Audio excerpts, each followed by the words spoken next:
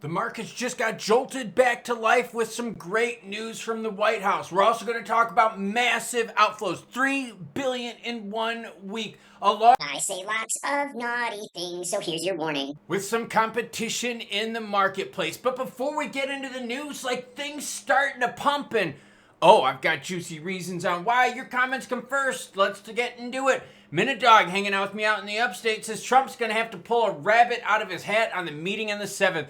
Probably just a meeting. They have another meeting again, though. Yeah, let's hope for nothing burger this meeting. We're going to talk about it. Sparkwater channel member says H-bar is grooving. Yeah, a bunch of things are starting to thaw here. U.S.-based crypto moving.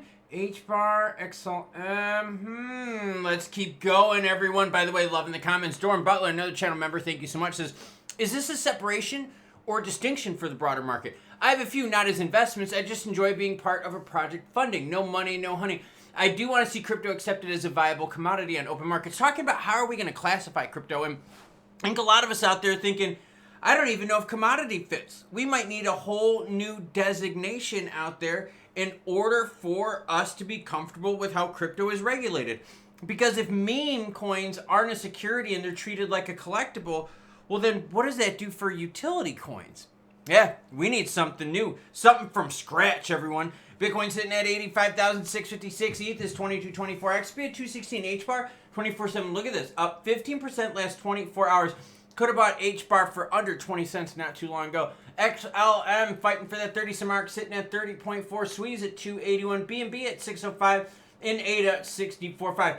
Definitely starting to see the market thaw a little bit, but be very careful with the macros. All right, let's talk about competition, then we're going to get into really good news. PayPal plans to introduce the PYUSD stablecoin to over 20 million merchants. Stables are going to be key going forward, and you're going to see a lot of competition. There was a bank CEO, I don't remember if it was Bank of America, Wells Fargo, but one of them was saying, hey, once the regs come in with stablecoins, they think that almost everyone out there is going to have a stable coin. Could be some market saturation. Michelle Gill, general manager of PayPal Small Business Group, said the goal of the stablecoin was to encourage merchants to invite their vendors into a network and promote faster transactions. A lot of the payments we're expecting are going to be cross-border because the merchants in the U.S. are seeking to pay vendors and suppliers abroad. Thesis was, can we facilitate that on PYUSD rails so as to not have the currency conversion, the friction, as well as time? Sounds very similar to what RLUSD is doing, what XRP is doing, what a bunch of other players out there are doing in terms of moving money fastly, safely, and for very, very little fees. Currently, merchants face fees and delays, and obviously, if there's an opportunity for things to get better, you're gonna see that market blossom with competition. All right, talk about just a smidge bad, just a little bit. Remember, I gotta bring you the news whether it's good or bad, happy or sad. So just let me be an ass, just real quick. Crypto funds weekly outflows hit a record high of $3 billion. $3 billion in withdrawals this week. Bitcoin and Ethereum ETFs have seen the largest outflows. BTC had 2.7. That is the biggest we have ever seen in a 1 week time period. The chart is absolutely nuts on it. Look at this. This is the biggest negative thing that we have seen when it comes to the BTC ETF outflows. The ETF markets, which saw a fruitful first year after approval in January last year, are some of the biggest losers this year. K33's research head of research, that's kind of wordy, Vedalun shared the second largest outflows in BTC ETFs were recorded in May last year when the fund saw 11,900 outflows compared to 14,500 this time. So you're talking about 25-30% more in the outflows. MicroStrategy related stocks have dropped 57% from its all-time high in November. That is nuts. So you're seeing a lot of fear with BTC. Now, good news. Okay. Judge dismisses SEC lawsuit against Hex founder Richard Hart. Okay, this is again another weird one. A lot of people out there were like, yo, Hart and Hex, total scam. But listen to why this is happening.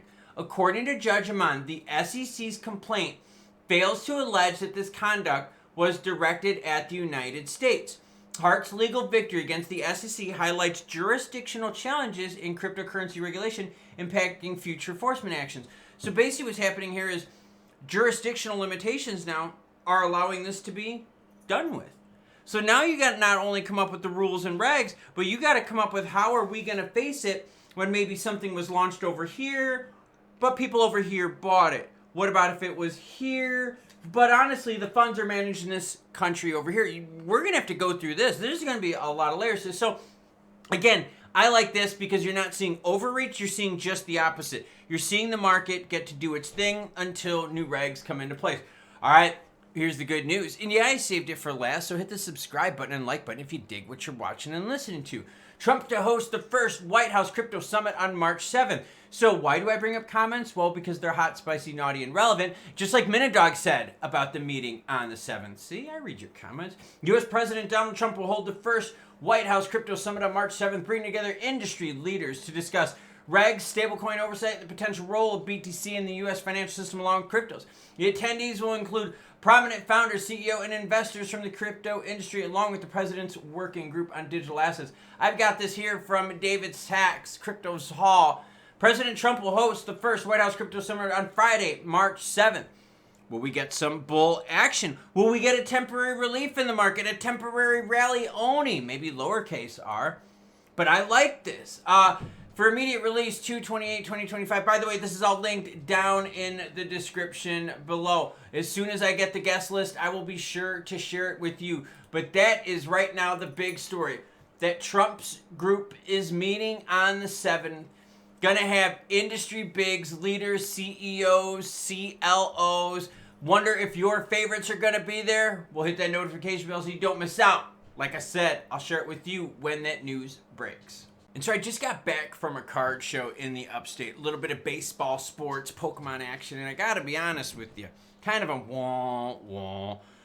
Prices were a little up here, if you get what I'm saying. And to be honest with you, the selection was okay.